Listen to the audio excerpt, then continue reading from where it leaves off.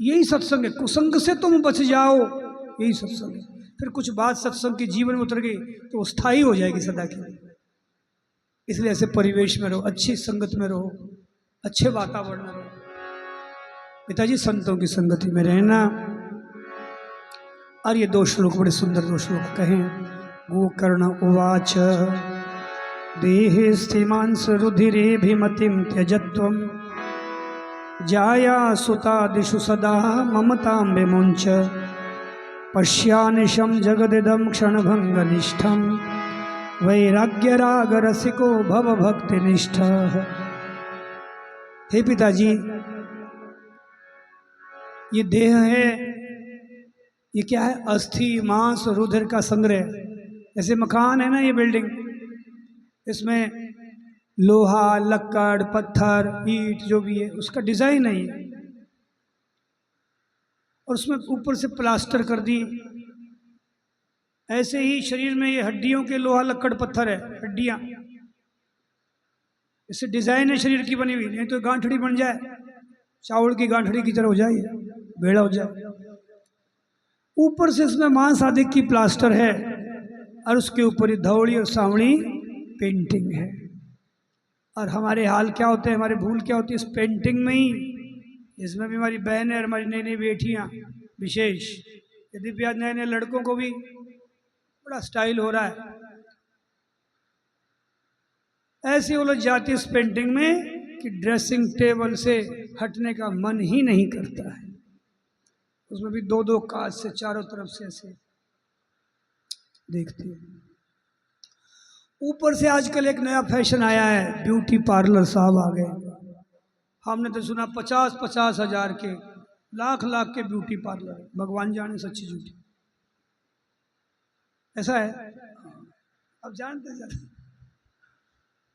तो beauty parlour साहब आ गए, फिर वो हमारी भाई साहब बढ़िया डिजाइनिंग निकालते हैं ऐसे केशों का, और उसमें एक लट छोड़ देते हैं। यहाँ भाई जी का मिजाज रुचि भी होती है, एक लट छोड़ देते, और फिर हमारी भाई साहब दिन भर उस लट से ही लड़ती रहती है।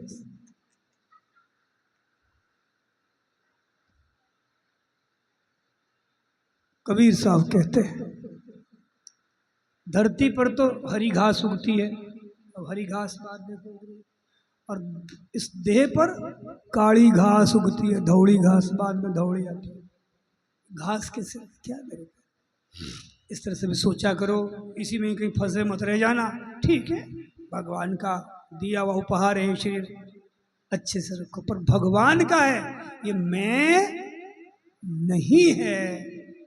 देहे स्थि मांस अभिमति, इसका देहाध्यास छोड़ दो, ये देह में नहीं। एक अच्छे बढ़िया सुंदर पैंट कोट टाई, अच्छे जेंटलमैन सूटेड बूटेड चले आ रहे थे अपनी मस्ती में। सामने से एक महात्मा अपने राम नाम की मस्ती में आ रहे थे, दोनों की टक्कर होगी, थोड़ी टकरा गए भाई दबे। तो बड़ा आदमी होता है, अपनी गलती होते हुए सामने वाले पर ढोलेगा, हे महात्मा तुम देखते नहीं हो, तुम समझते नहीं हो। महात्मा मुस्कुराए, सरकार अच्छे से देख रहा हूं और अच्छे से समझ रहा हूं। क्या देखते हो, क्या समझते हो, मैं कौन हूं? संत मुस्कुराते बोले, सरकार उत्पत्ति के समय तुम वो हो जिसे देखने से उल्टी आवे, वर्तमान में मलमूत्र की थैली हो। आपके विषय में कोई अलग बात हो तो कह देना कि नहीं हम सब नहीं है, और अंत में राख की ढेरी हो। मैं तुम्हारी तीनों स्टेज को जानता हूं। इतना सही है मेरे बहन भाई, इस तरह से विचार करोगे तो देहाध्यास छूट जाएगा। ये नाक पकड़ने से नहीं छूटेगा, गुफा में जाने से नहीं छूटेगा, पहाड़ की चोटी पे बैठ जो नहीं छूटेगा।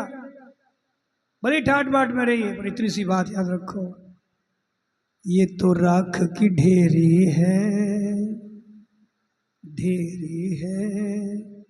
मेरो है बरसानो, श्री राधा रानी मेरी है रोहें बरसाने।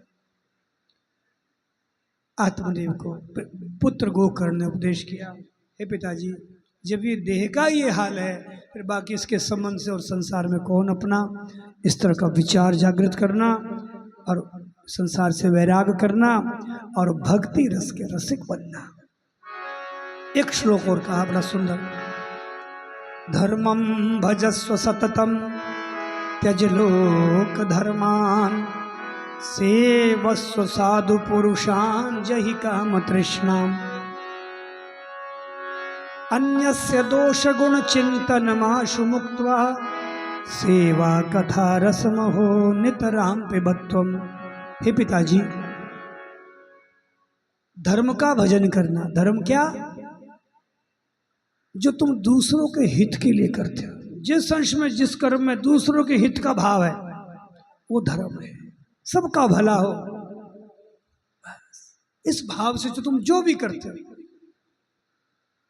रोटी भी बनाते हो बोले सबका अच्छा हो, सबको स्वस्थ हो, सबकी तृप्ति हो।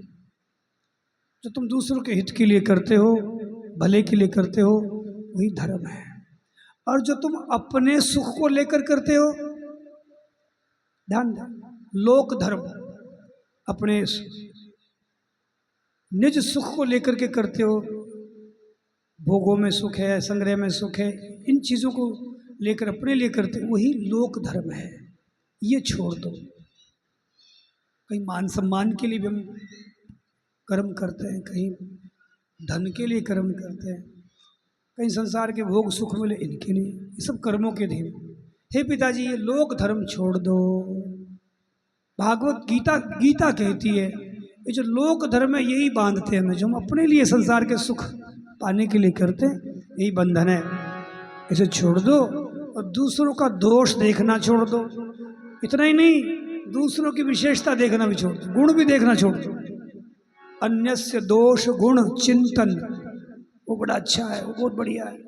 तुम्हारी भीतर ही भीतर आसक्ति हो जाएगी उसमें, और ये आसक्ति फिर राग बन करके अंत में दुखदायी हो जाएगी, पराधीन कर देगी। तो मन चंचल होता रहेगा, व्यर्थ चिंतन होता रहेगा। और दूसरों को का दोष भी मत देखो, क्योंकि दोष देखते ही क्या होता है, अपने में द्वेष के परमाणु आ जाते हैं और भक्ति की हानि होती है। गोस्वामी जी रामायण में 8वीं भक्ति लिखते हैं।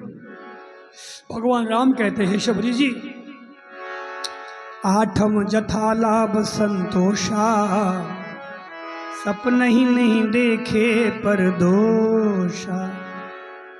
सपने में भी परदोष, जिसको भक्ति को जगाना है, भक्ति को बढ़ाना है, स्वप्न में परदोष दर्शन न करे, भक्ति नहीं जगेगी। इस विषय में भाई जी बहुत बात करते, बहुत, किसी का दोष नहीं देखते थे, खुद का जीवन भी ऐसा। कोई कितनी ठगाई कर रहा है फिर भी कर रहा है, कोई दोष दृष्टि नहीं करते थे भाई जी से। राधे बाबा भी उनके जो परिकर थे वो भी ऐसे थे। एक बार ट्रेन में बैठे थे, आगे कोई अंग्रेज दंपत्ति थे। अब अंग्रेज लोग होते थोड़ा फ्री स्टाइल होता है, तो अपनी कोई प्रेम भरी चेष्टा आपस की करते थे, तो राधे बाबा पीछे देखते उनके नेत्र बरसने लग गए। उनको युगल सरकार का बिहार देख रहे हो वैसे। तो एक भावे भी, एक भावे जाओ झड़काओ उनको, माथा खराब करो। अरे एक भावे भी अपनी भावना को ही बदल दो भैया, भगवान की लीला चल रही है। ये सबसे बढ़िया, भक्तों के लिए सबसे अच्छा। अपनी दृष्टि बदल दो, सृष्टि बदल जाएगी। अपनी दृष्टि में भगवत भाव धारण कर लो, सृष्टि भगवान हो जाएगी, क्योंकि भगवान ही है। पिताजी, ऐसे भक्ति रस का पान करना, कथा रस का सेवन करना। आत्मदेव ने, अब एक बच्चे ने दुख दिया, दूसरे ने दिशा दी। जीवन में दुख भी जरूरी है और सत्संग भी जरूरी है, क्योंकि जब तक दुख नहीं आता जीवन में, सत्संग की महत्ता नहीं देते, सत्संग कोई जरूरत नहीं समझते। दुख आता है तब सत्संग का महत्व जीवन में आता है, जीवन आगे बढ़ जाता है। आत्मदेव आगे बढ़े, भगवान की भक्ति में लग गए, संतों की संगति में भागवत का अध्ययन किया, श्री कृष्ण की प्राप्ति की। गोकर्ण जी तीर्थों में चले गए, धुंधुकारी ने उस धुंधली को पीटा, वो भी दुखी होकर कुएं में पड़ गई, समाप्त हो गई। आत्मघाती महापापी होता। देखो उसको भी अपनी करने का ही फल मिला। उसने अपने पति आत्मदेव से इस सत्य को छिपाया कि धुंधुकारी अपना ही बेटा है, झूठ बोल रही। इसलिए जीवन में जो कुछ होता अच्छा मंदा केवल हमारी भूलों से ही होता है, हमारे किए हुए से नहीं होते। किसी को दोष न दें, किसी को अपने दुख का कारण न माने और अपनी भूलों को मिटाएं मेरे बहन भाई। गोकर्ण जी इधर धुंधुकारी ने 5 मनचली नारियों का पालन शुरू किया। उनके लिए सारे दुर्व्यसन दुराचरण जीवन में आ गए और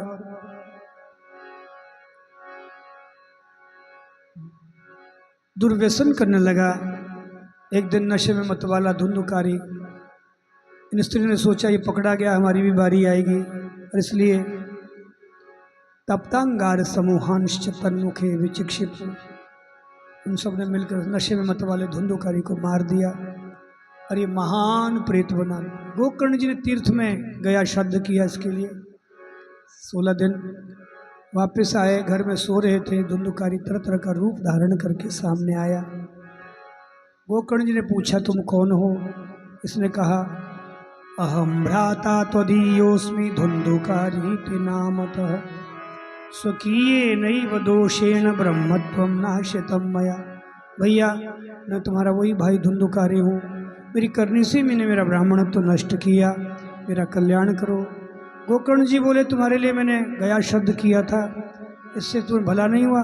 इसने कहा गया श्राद्ध शतेनापि मुक्तिर्मे न भविष्यति, सैकड़ों गया श्राद्ध से भी मेरा कल्याण नहीं होगा, तुम कोई और उपाय करो। गोकर्ण जी बोले तुम अभी अपने स्थान जाओ, मैं कल विद्वानों से मिलता हूँ। अगले दिन गोकर्ण जी ने बात रखी विद्वानों के सामने, उस दुखी जीव का कल्याण हो ऐसा उपाय बताओ। सबने यही कहा जब गया शब्द से ही कल्याण नहीं हुआ तब कोई उपाय दूसरा शास्त्रों में है ही नहीं। गोकर्ण जी तुम एक उपाय करो, साक्षात सूर्य नारायण आकाश में विराजमान, इनसे पूछो। देखिए सूर्य भगवान, किसी मूर्ति चित्र की जरूरत नहीं, ऐसा साक्षात नारायण है। हम सोचते हैं कि भगवान के दर्शन होते हैं, बड़ा दर्शन होते हैं, ये साक्षात वेद प्रमाणित नारायण है सूर्य। कितना का लाभ लेते हैं, दर्शन से भला नहीं हुआ, दर्शन ही तो है साक्षात। प्रेम से तुम्हारा भला होगा, रोज दर्शन हो भगवान के। अगर प्रेम नहीं जगा कोई परिवर्तन जीवन में नहीं आएगा। है जैसे कि जैसे सूर्य भगवान से पूछा तो सूर्य भगवान ने कहा श्रीमद्भागवतान मुक्ति ही सप्ताहम वाचनम करो, तुम श्रीमद्भागवत की सप्ताह कथा का वाचन करो। गोकर्ण जी भागवत की स्थापना की, 7 दिन की कथा जब आरंभ की, धुंधुकारी भी आया। अपने पूर्वज पितरों को भी बुलाइए, इस बहाने से आप उनको बुलाओ, वो कथा सुनेंगे, भगवत धाम जाएंगे। गया शब्द से वैसी तृप्ति नहीं होती अगर आप श्रोता लोग अभी अभी अपने पूर्वज पितरों को बुलाओ, और आपके बुलाने से बात है, क्योंकि आपसे उनका ममत्व है, नाता है। सबको बुलाओ। अरे हनुमान जी भगवान की कथा सुनते, हमारे पितर नहीं सुन सकते? तो प्रेत धुंधुकारी सुन सकता है, वो आ सकता है कथा में। तो धुंधुकारी आया है, वायु प्रधान शरीर है, वो डामाडोल हो रहा है। कथा एकाग्र मन से स्थिर आसन से सुनने से लाभ होता है। सामने कोई संयोगवश 5-7 गांठ का एक बांस था, उसके खोड़े में वो प्रवेश कर गया ताकि स्थिर चित्त से स्थिर आसन से कथा सुनो। कथा आरंभ हुई, पहले दिन की कथा पूरी हुई, उस बांस की एक गांठ टूटी। दूसरे दिन कथा पूरी हुई, दूसरी गांठ टूटी। इस तरह से क्रमशः 7वें दिन उस बांस की 7वीं गांठ टूटी, और उसमें से धुंधुकारी प्रेत योनि से मुक्त होकर साक्षात चतुर्भुज नारायण रूप धारण करके भागवत के सामने, सबके सामने प्रकट हो गया। धन्य भागवती वार्ता प्रेत पीड़ा विनाशिनी, सप्ताहोपि तथा धन्य कृष्ण लोक फल प्रद। भागवत को प्रणाम किया और कहा धन्य है भागवत की कथा जो मुझे इस महान प्रेत पीड़ा से मुक्त किया, और 7 दिन की कथा तो और धन्य है जो मैं भगवान कृष्ण के धाम जा रहा हूं। देखिए महान प्रेत, ऐसे प्रेत को भी भागवत कथा मरने के बाद भी तार देती है, फिर जीते जी तुम्हारा कल्याण कर दे भागवत, इसमें क्या संदेह भाई। इसलिए कथा जीते जी सुन लो, और मरने के बाद का क्या भरोसा भाई, क्या विश्वास, कौन सुनाएगा हमें, आज की बात है कौन सुनाता फिरेगा। जीते जी सुनने की है, परंतु मरने के बाद भी जीव का कल्याण कर देती है। बांस की कठोर गांठें भागवत के शब्दों से टूटी है, तुम्हारे हृदय की ग्रंथियां क्यों ना खुलेंगी, क्यों नहीं टूटेंगी, तुम्हारा कल्याण क्यों नहीं होगा। तुम भागवत कथा सुनो तो सही। भगवत धाम से विमान आया, गोकर्ण जी ने देखा, धुंधुकारी ने प्रणाम किया, पार्षदों ने कहा आओ धुंधुकारी चलो। सब नहीं जा सकते भाई, सिस्टम ऐसा ही होता बना हुआ, नो चांस, ऐसा नहीं कि चलो मैं भी चल रहा, मैं भी पड़ जाऊँ, लटक जाऊँ पहिए में ही, नहीं होता। विमान जब जाने लगा तो गोकर्ण जी ने पूछा महाराज विमान एक की नहीं आया, कथा तो सबने सुनी, कथा सबने सुनी आप। तो भगवत पार्षद बोले कथा तो सबने सुनी पर मन से नहीं सुनी, थोड़ा मन इधर उधर फिसल जाता है तो कथा के फल में फर्क आ जाता है, लगन के भेद से फल आ जाता है। केवल शरीर से बैठने से नहीं होता, कान के साथ मन भी चाहिए, ध्यान दें, और मन के साथ मेरा कल्याण हो, मुझे भगवान की प्राप्ति हो, ये लक्ष्य भी चाहिए, तब कथा का उत्तम फल हो, तब कथा लगती जीवन। अब कभी हम शरीर से बैठे हैं तो मनीराम इधर चला गया तो कथा में फल में भेद आ जाएगा। अच्छा कथा तो सुन रहे हैं हम मन लगा के, पर कहीं कैंची लगा के भी सुन रहे हैं, अच्छी अच्छी बातों का ध्यान तो नहीं करते हैं, और कोई गलत बात आ गई उसको पकड़ लेंगे और बाद में वक्ता जी से कहेंगे वक्ता जी ये कैसे कह दिया आपने, और कितनी अच्छी बात है, उसको कहते हैं श्रोता टाइप, सुपारी काटने वाला होता ना, तो श्रोता श्रोता कल्याण हो, अच्छी बातें कितनी उसमें से ले लो, और कोई खराब आ गई तो कोई चिंता मत करो उसकी, तब कल्याण होता है। तो जैसी लगन से लक्ष्य से धुंधुकारी ने कथा सुनी, ऐसी सबने नहीं सुनी, इसलिए फल में भेद हुआ। गोकर्ण जी दोबारा कथा करना, सब लगन और लक्ष्य से सुनना, तब सबके लिए विमान आ जाएगा। धुंधुकारी भगवत धाम गया और गोकर्ण जी ने पाछी दोबारा कथा करी। सावन शुक्ल नौमी से पूनम तक हुई, और अब की बार जब कथा संपन्न हुई, भगवान बांके बिहारी स्वयं गोकर्ण जी को व्यासपीठ से उठाए गोद में और विमान में बैठाकर गोलोक ले गए। अगर वक्ता भी भगवत प्रीत्यर्थ कथा करता है तो यही फल मिलता है, और श्रोता भी सब निष्काम थे, उन सब के लिए भी एक एक विमान आया, मजबूत विमान है, कोई हल्के भारी जैसे भी हो सब चलो। तो एक एक विमान में सब गोपी ग्वाल के रूप धारण करके, दिव्य रूप धारण करके वो गोलोक धाम चले गए। बाहर भी जैसे कथा की आवाज़ आती है तो कोई वो भी सुन लिए थोड़ी बहुत ही, कोई मक्खी मच्छर कीट पतंगा कुकर सूकर ऊँट खर कोई और भूत प्रेत भटकी हुई जीव थोड़ा भी सुन लिया जिसने, आज वो भी निष्पापतम हो गए और फिर भगवत धाम गए, दोबारा कभी माता के गर्भ में नहीं आए। ये गोकर्ण जी महाराज ने अपने गांव के सब जीवों का कल्याण किया। इस कलयुग की घटना है, इसी कलिकाल की। सुखदेव जी ने जो कथा गाई परीक्षित को, कलयुग के 30 वर्ष बीतने पर गाई।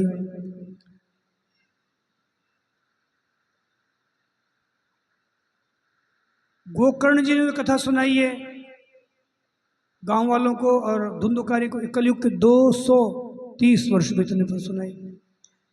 और सनकादिक ऋषि गंगा तट पर ज्ञान वैराग भक्ति के लिए जो 7 दिन की कथा सुना रहे हैं, नारद जैसे महात्मा गंगा तट पर, ये कलयुग के 260 वर्ष बीतने पर हुई। और नैमिषारण्य तीर्थ में सूत जी जो सुना रहे हैं सनकादिकों को, शौनकादिक ऋषियों को, कलयुग के 306 वर्ष बीतने पर सुनाई। और आज यहाँ आप हम सब इस रतनगढ़ की भूमि में, भाई जी की, कृष्णानंद जी की भूमि में, इस कांजी गेस्ट हाउस में 5126 वर्ष बीतने पर आषाढ़ के कृष्ण पक्ष की षष्ठी तिथि से वही भागवत का महात्म्य, भागवत की कथा हम यहाँ श्रवण करने के लिए प्रस्तुत हुए। आज भी इसकी वही की वही महिमा है। सनकादिकों ने भागवत की महात्म्य सुनाया और कहा देखो खान पान थोड़ा ठीक रखना, आप सबके लिए भी थोड़ी बीच में सामान्य निर्देश है। कथा का उत्तम फल प्राप्त करना हो तो खान पान थोड़ा सात्विक रखें। लहसुन प्याज ज़्यादा मिर्ची तली हुई चीज़ां भारी भारी चीज़ां मत खाया करो। राबड़ी बनाया करो, कोई खिचड़ो है, खाटो है, बढ़िया बढ़िया मूंगारी दाल है, फुल्का है, नहीं तो बाजरे की रोटी है। लहसुन प्याज वगैरह ये भारी भारी चीज़ें भी मत खाओ, तामसी चीज़ें मत खाओ, सदा ही मत खाओ जी।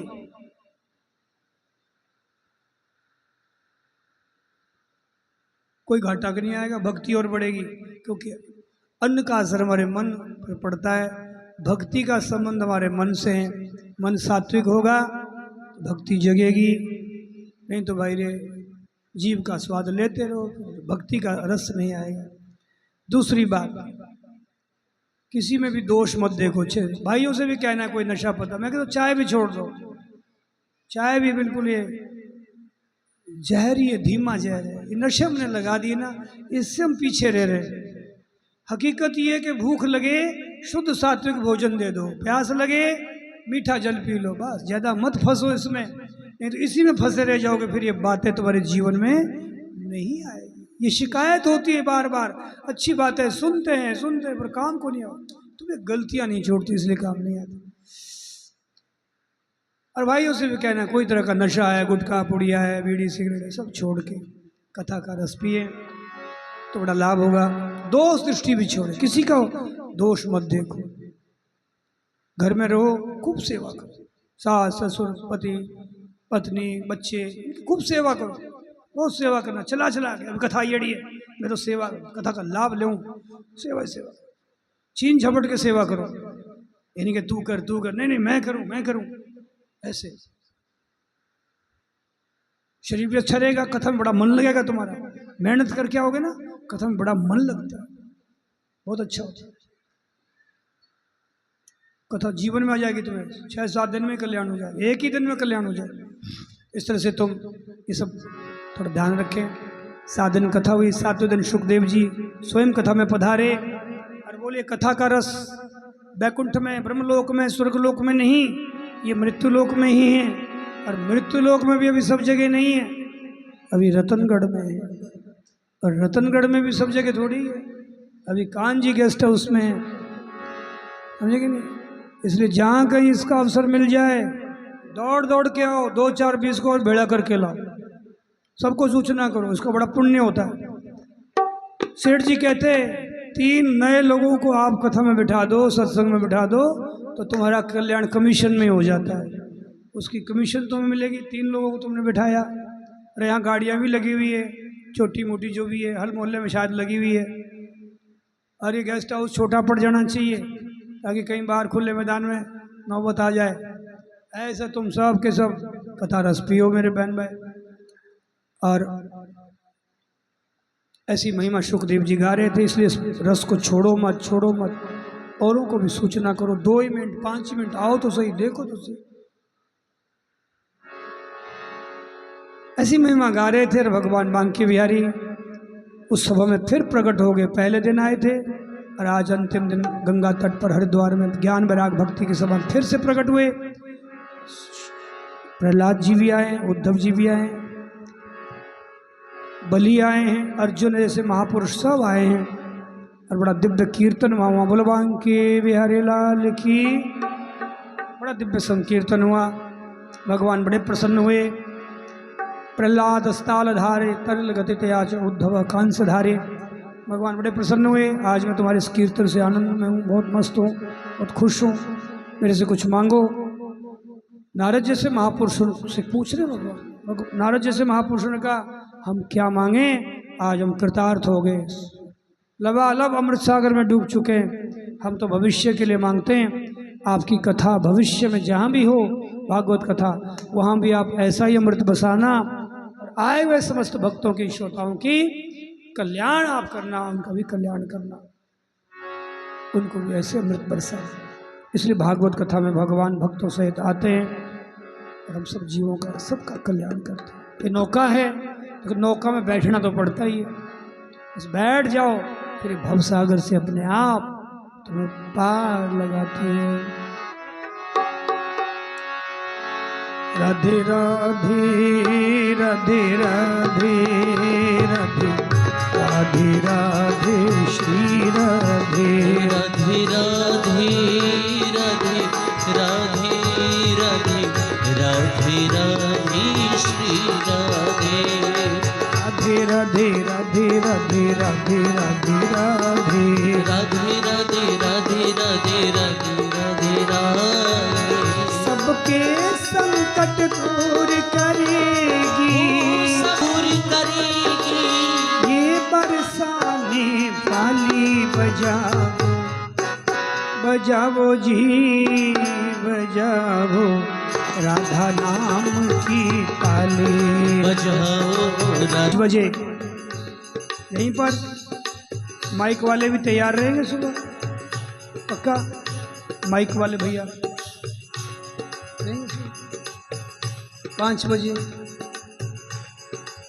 चाहे सुबह के लिए एक स्पीकर एक माइक रख देना भले, सुबह भी सत्संग होगी 5 बजे, तो 4:45 बजे आप ठीक 5 बजे सत्संग शुरू हो जाएगी, 4:45 बजे तो सुबह भी सब आएंगे। सुबह के अमृत वेला का आनंद ही अलग होता है, और प्रभात फेरी भी रहेगी। और अब तो मौसम भी का किसा कूल हो रहा है, बरसाने वाली सब तरह से घेर चुकी है रतनगढ़ को।